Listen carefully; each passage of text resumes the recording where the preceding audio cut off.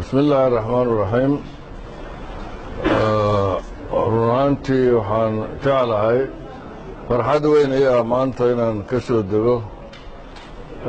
magaalada Boosaaso airportkeedana hadda aan fadhiyo waxaan aad iyo aad mahad gaar ah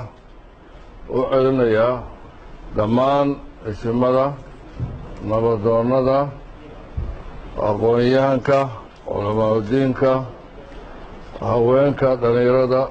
oo dhammaantood maanta si diiran igu soo dhoweeyey magaalada Boosaaso airportkeeda taas waxa weeye run ahaantii waxay ii tahay sharaf bay ii tahay inaan ka mahad celiyana xaq weeye waxaa sidoo kale shacabka soo baxay oo Boosaaso degan oo iyaguna si diiran halkan igu soo dhoweeyey si gaar ayaan ugu mahad celinaya anugu sideedaba horta waxaan ahay reer Boosaaso muddo ka maqnaada meeshaan waxaa la dhihi jiray aaref hadda airportka la yihahdo meeshaan kusoo koray waa guryaha halka aaref ku yaalla wey meeshaan kusoo koray guriga weli waa garanayaan u malanaya hadda ku yaalla airportka gadaashiidan ku yaalla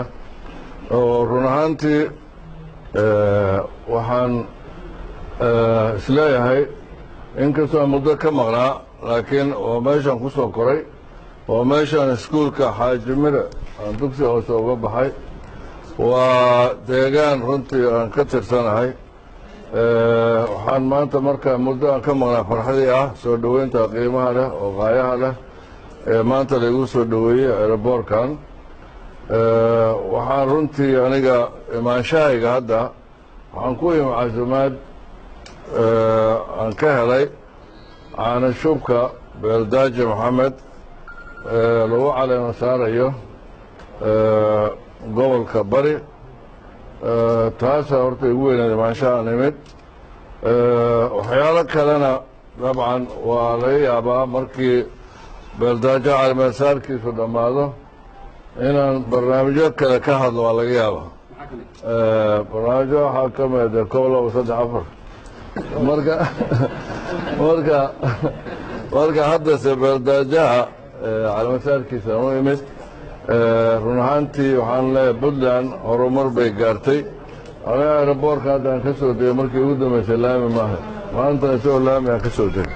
run ahaantii mas-uuliyiintii dalkan isaga dambeysay ama Puntland waa hooyada dalka Soomaaliya waa iyada ugu horreysay wax maamul laga dhiso Puntland bay run ahaantii inagu isdhalilaa laakiin dhaliisha waxaa ka muhiimsan ilaahay un baan khaldamin binaan laakiin waxbaa la qabtay Puntland wax badan baa loo qabtay maamulada isaga dambeeyey wax badan bay qabteen laakiin binaanku waa khaldama ilaahay un baa khaldamin khalad qofku waa gelaya laakiin waxaa muhiimadu tahay in la tixgeliyo qofka mas-uulka waxa uu qabtay iyo horukaca uu gaarsiiyey khaladkiisa kale lama sheego laakiin waxaa la sheegaa wuxuu qabtay oo horumarka ah ee dalkan gaarsiiyey ayaa runtii la xusaa run ahaantii Puntland aad iyo aad baan anigu kolleyba isleeyahay wax weyn baa ka qabsoomay madaxweynayaashii soo maray ilaa hadda madaxweynaha jooga cabdiweli cali gaas wax badan baa qabsoomay